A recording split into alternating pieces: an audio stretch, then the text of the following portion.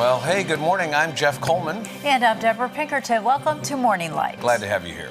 Well, if social media is addictive, then why don't we treat it that way? With at least 30% of young adults self-identifying as addicts, what's keeping us from rushing into help? Is it politics? Is it money? We'll ask the Morning Light panel to weigh in with a little help on social media addiction and what to do about it. Good topic for sure. But first, here's a preview of what's coming up later in the show. October is National Breast Cancer Awareness Month. 1 in 8 women will be diagnosed with breast cancer during their lifetime. A Pennsylvania nonprofit wants to provide faith, hope, and love to those who are diagnosed. And later, a breast cancer survivor will share how her faith guided her through this very difficult journey. So many families impacted by cancer and breast cancer specifically. So that is true. Glad you're talking about it. Well, Meta CEO Mark Zuckerberg, the founder of Facebook and really the godfather of social media, was ordered to testify in the first of a wave of lawsuits against social media companies. The lawsuits allege social media giants like Meta and Snap rely on addictive algorithms. We'll learn more about that in a minute, to succeed, and are harmful to younger users, causing mental health issues. I don't think it's hard to believe, you know. Well, I do believe that this is the case, though. Very addictive. Yeah. Very. Well, a nonprofit organization of Gen Zers called Civic Attention is warning that our digital world has a sinister agenda. The group says social media platforms are designed to capture our attention with a stream of addictive content. It keeps many scrolling endlessly while digital advertisers rake in the profits. This is creating a dangerous level of confusion, especially among young people. Yeah. A recent survey by Civic Attention found that 3 in 10 young adults say they are addicted to social media. And that's the honest section, right? I mean, those are the right. People who are willing to speak honestly, and I'm assuming the numbers in reality much higher than that. Yes.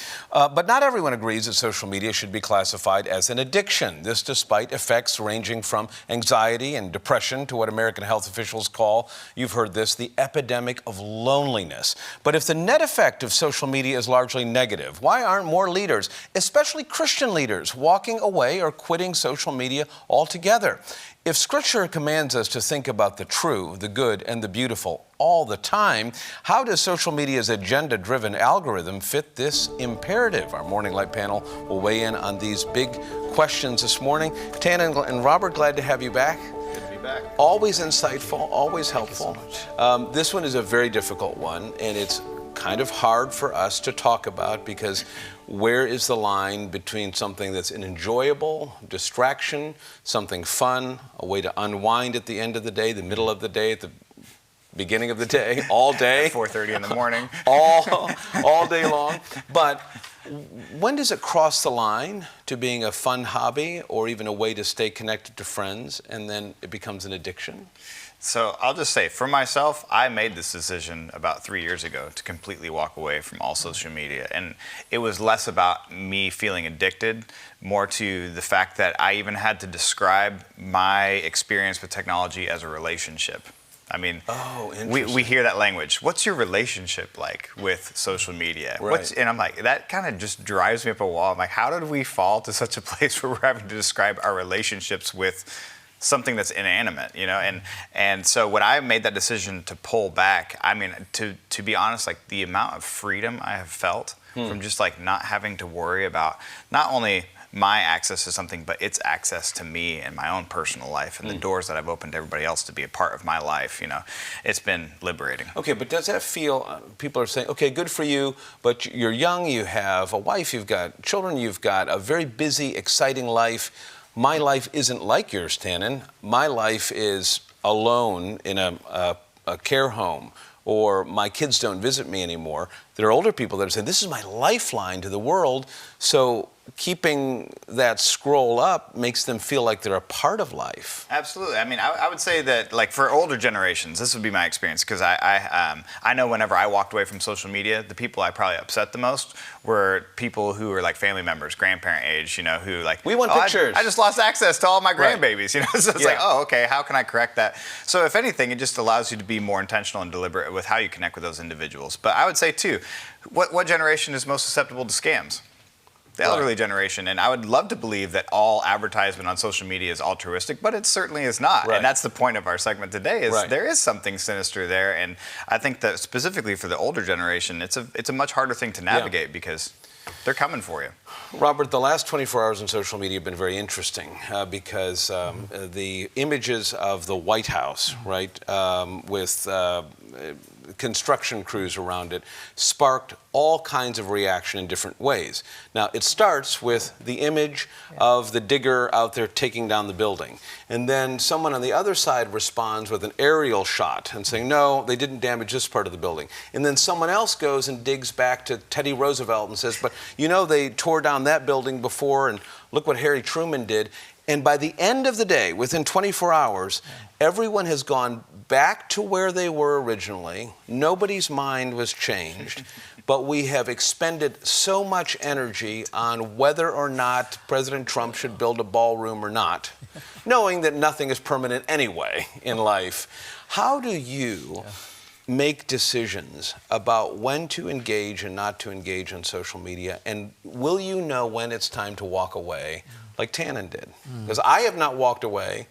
You haven't walked away. When do we walk away? When do you know? We need to go to Tannon for Yeah, I think counseling. so. That's where we begin. After the program. Too much of anything is not good for you, right? Right. It's kind of a cliche. But I think there's a lot of truth to that. And how do you know too much of anything? You're getting to that point is when things don't get done that need to get done. I see. Bills are not getting paid, or you're not responding to a real, genuine call from a friend who's hurting and just needs a little bit of your time. And or you're not paying attention to your wife and your children at home.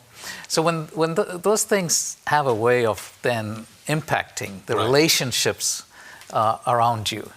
And when that begins to happen, I think that's when it's either time to ask for help or really do some self-examination. Social media isn't, it's a representation of distraction, and in every age, I guess there are different distractions, right? So in the 50s and the 60s, the advent of television, then colored TV, really added a whole dimension, and you were having to decide, do I want to watch 4 hours of TV or 2 hours of TV?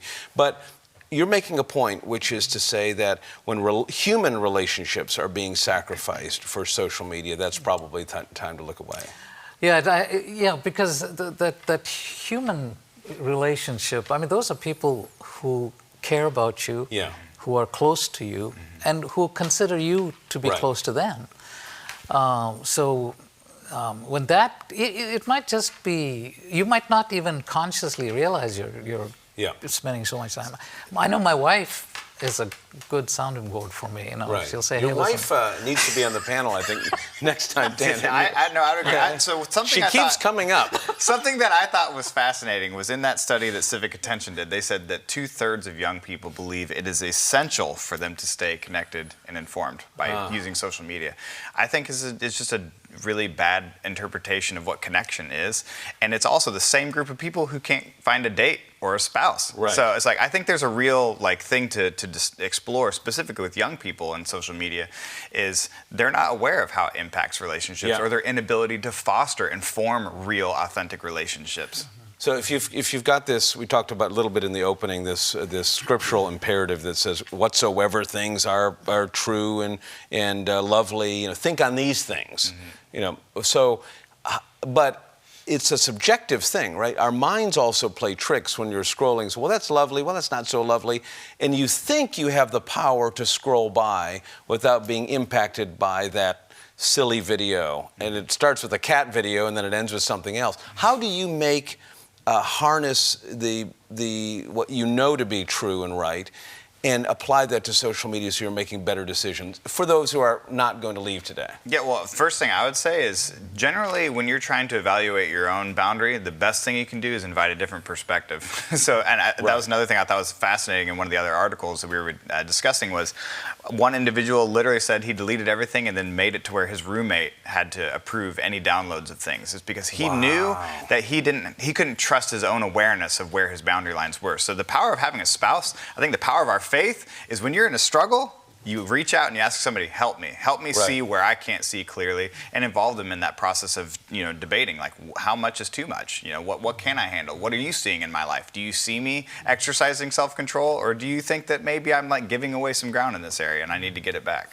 Do you have permission? Have you given permission to somebody in your life, is it maybe your spouse, maybe friends, that when you post something on social media and you go, I shouldn't have, or I regret that, or you like something, knowing that that's your digital footprint going on, how do you then go back and correct that? Or have you, in a moment when you've posted something, say, you know what, I should moderate that or change that because that could be misread?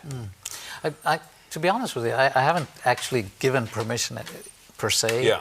But I get feedback, you know, or privately, Right. Again, my spouse, my wife might say, I don't know if that should have been posted. That wasn't your best self, right? Well, yeah. Right. But one thing I will say, at least from my journey in dealing with social media, I travel a lot, and this may sound a little silly, but when I post I'm eating at this restaurant in the middle of Ohio, or I'm over here, it's my way of letting my wife and those who are following me know where I am.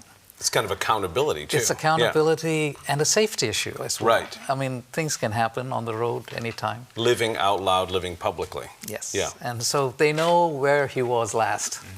Yeah. And okay. So that's partly why I do that, Tannon, I want you to give some encouragement and hope to someone this morning who feels like, you know what, I am too deep into this, and I'd like to get disconnected. I'm just not sure what life will be like if I don't have access to those pictures or those people, and people don't know when my birthday is, and how are they going to wish me a happy birthday? Because nobody's sending cards anymore. Take the last 30 seconds and give us a little hope. So I love that. So I would say I think it's rightfully understood as an addiction because of its effect of dopamine on your brain.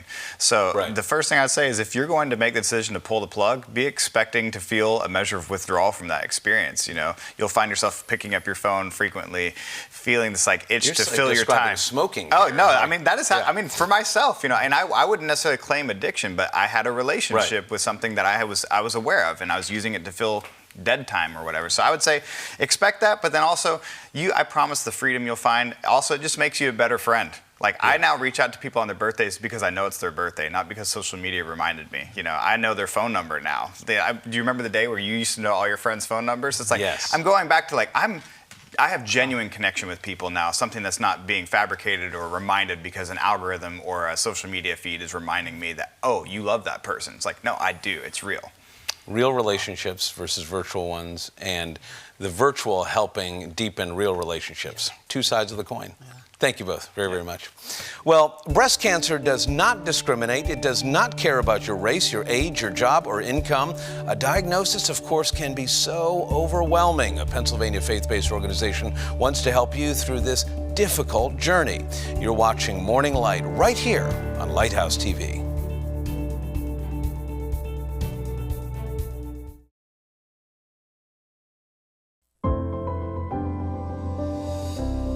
Welcome back. A breast cancer diagnosis can be devastating. A Pennsylvania faith-based ministry is well aware of the need for support and care. Joining me is Samantha Logsdon, president of Cumberland Valley Breast Care Alliance in Franklin County. Thank you for being with us. Thanks for having me. So tell us about Cumberland Valley Breast Care Alliance. So Cumberland Valley Breast Care Alliance is a faith-based ministry located in Franklin County. So we provide breast health education and breast cancer support. We've been in the community for 30 years in 2026, so coming up on that anniversary real quick. Oh my goodness, how did you get started? So the founder of the organization and myself worked together at a family practice as nurses. And she wanted to retire after 25 years, and she approached me about taking the position. It was a difficult decision because I worked for my family, but in the end, God led me to it, and I had to take that leap of faith, and here we are 5 years later. Wow, helping so many people. Yeah. Talk to us about the services you provide to men and women. Yes, men and women in Franklin County right now. We have about 3 men that are diagnosed, which is quite a bit for this area. But we start with education. So we have 3 instructors that teach breast self-exam from a nationally recognized company. So we go around and we teach people how to be efficient and confident in doing their breast exams. We have prosthetics that we use that they can feel what they actually should be looking for in their breast versus real breast tissue. So that is a wonderful place to start. And then if somebody finds themselves uninsured, we go on to provide a mammogram for them so that we can try to catch their breast cancer at the very earliest stage we possibly can, which really affects their survivorship. Then whenever they're diagnosed and we go on, they get a care pack that has a specially shaped pillow in it for their breast surgery, gas and grocery cards in there, some lotions, ointments, and comfort items. But we also do wigs. We have a full wig program in Franklin County that is of no cost to them. So wigs, hair wraps, hats, scalp treatments that you might need to provide you some comfort. We have all that. We promote them having properly fitting garments for pre and post surgery. So we have that available in Franklin County. And then many people need financial resources. Even if they are well established, a cancer diagnosis can be devastating for them. So we can help with utilities, transportation, mortgage, rent. Sometimes we get unconventional requests and we try to fill those as well. Oh my goodness. How do you share the gospel with them? So in that care pack, we have a lovely hardcover devotional. And when we purchased it because it was pretty. But as we were reading it, we're like, oh my goodness, this is written by a breast cancer survivor. So many of the questions that the ladies ask are addressed in that book. And then it provides scripture to back up what is in that book. So that works wonderfully. What is the reaction that you receive? Gratefulness. Many of these women are moved to tears. We were talking about connection this morning in your series previous. These ladies need that connection, and they're grateful. They're grateful for it. Yeah, and it really is meaningful to them when they can provide something for their family versus making a choice to pay a mortgage or a rent payment. So very, very grateful, all of them. And I'm sure many may be even struggling at some point with their faith because of this diagnosis. Yes, absolutely. Some people will fully embrace it. Other people will push away. And we are here for them no matter what part of their journey they are in. But we certainly would encourage them to continue to explore their faith and embrace it as they go through this journey. Tell us about your fundraiser coming up. So one of our biggest fundraisers is very fun, and it is a celebration of these ladies' survivorship. It is a fashion show and silent auction. It takes place on November 9th at Green Grove Gardens, which is in Greencastle. We use survivors from the past year or two as our models. We really treat them. They get their hair done, their makeup done. They get outfits from 2 different boutiques, and then they get to walk the runway. Many times we have as many as 300 silent auction items, but we have live auction items as well, and we call them pink ribbon raffles. But our trip this year that really is a specialty is a trip to Africa that will be up for live auction bid. Wow. And how does this make a difference? This makes a difference because these funds that we use help us to provide those care packs to the newly diagnosed and really helps them make a connection to a sisterhood that is available in their area. But it also helps provide the mammograms and things that help with the early detection that get them their best chance at survivorship. Yeah, early detection Early is detection, key. absolutely. Samantha, thank you so much for being with us. Yes, thanks for having us. To learn more about Cumberland Valley Breast Care Alliance or to purchase tickets for the fashion show you just heard about, visit the cvbca.org. Coming up next on Morning Light, as you just heard, a breast cancer diagnosis can be overwhelming. A Pennsylvania woman shares how faith is helping her through this very difficult journey. That's next.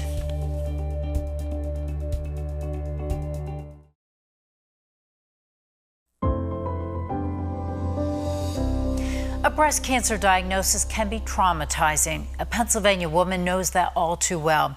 Joining me is Lori Coryell to talk about her faith and how it helped her through this journey. Lori, thanks for being with us. What was your situation? Well, I went in for my routine mammogram. It was COVID. It was September of 2020, and had to wear a face mask. The radiologist or the tech who did my mammogram was new to me and detected a spot. I wasn't sure what that meant. I know she put me on the phone with Hershey Medical Center. I did my mammogram at the local off of Nyes Road center and referred me there. And I saw the images as well and could see the spot, never felt it. Right away, I was sent for a biopsy, which came back that it was a tumor, came back that it ended up being stage 1B, invasive ductal carcinoma. I had some options. I was very fortunate that way.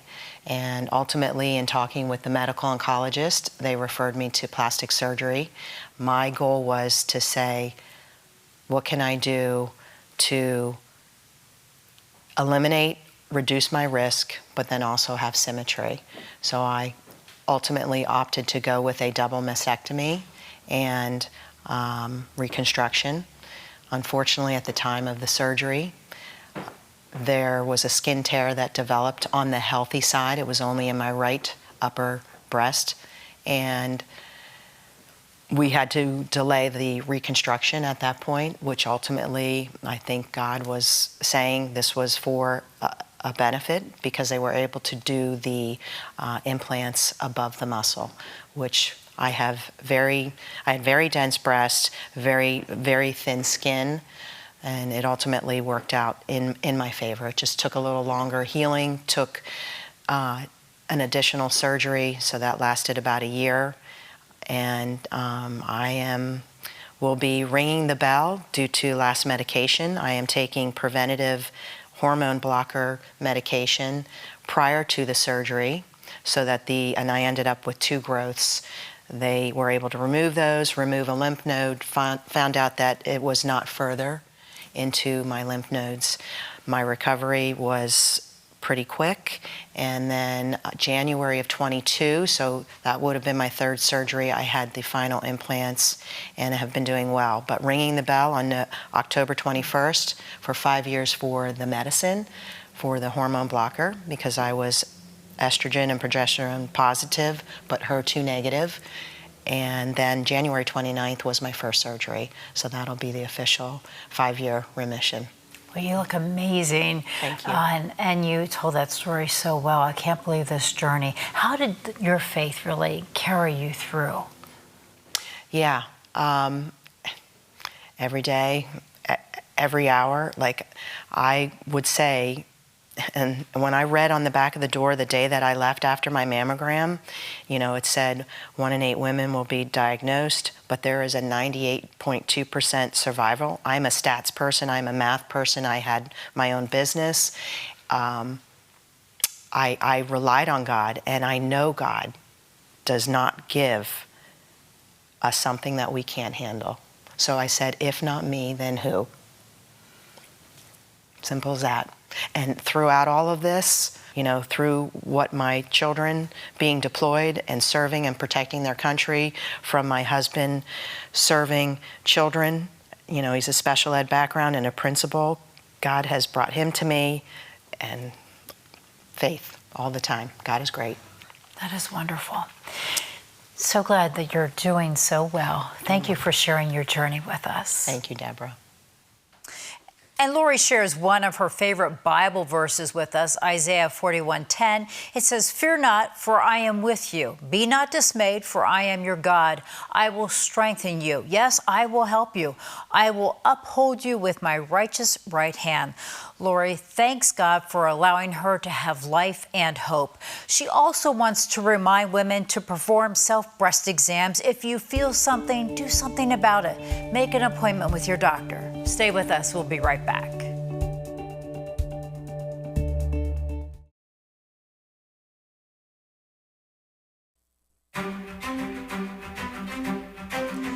Welcome back. Coming up tomorrow on Morning Light, the mission of Operation Christmas Child is to demonstrate God's love in a tangible way. Churches all across the world participate in this project. Learn how you can join in to share the good news of Jesus Christ. And that's a look at what's coming up tomorrow on Morning Light. Now, Jeff, your closing thoughts. Thank you, Deborah. Well, 123 years ago today, news came of a deal struck in the White House. The 5.5-month anthracite coal strike was over. American homes would have heat that winter and workers would have better wages. But there were still many, many wrongs to be righted. At a service of Thanksgiving at First Presbyterian Church in Shenandoah, Pennsylvania, that's up there in Schuylkill County, home to thousands of immigrant coal miners, Reverend John Hensel preached a theology of thankfulness from the Psalms that year in the wake of the coal strike. He warned a nation's gratitude to God for our wealth, for our liberties, for education was essential to our survival. Nations who forget that thankfulness, who only give lip service to being grateful, will soon be forgotten. But Reverend Hensel had a warning for the rich as well as the proud.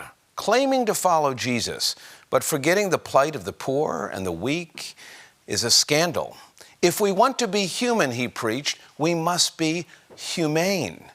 There's a lot to be learned from that coal strike of 1902, but perhaps the most important lesson came from the pulpit that day. The way we treat our less fortunate neighbors will ultimately be the standard by which we ourselves will one day be judged. For Deborah and the entire Morning Light team, I'm Jeff Coleman. Thanks for watching today. Now go check on your neighbors. God willing, we'll see you right back here tomorrow morning.